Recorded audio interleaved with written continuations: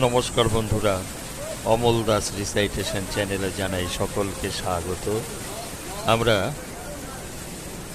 রাঁচি ভ্রমণ করতে এসে পৌঁছালাম দশম ফলসে। বর্ষায় দশম ফলস ভয়ঙ্কর সুন্দর রূপ ধারণ করেছে। অতিবৃষ্টির ফলে ড্যামগুলো ভরে উঠেছে, আর ফলসের যে জলপ্রপাতটি ভয়ঙ্কর আকার ধারণ করেছে।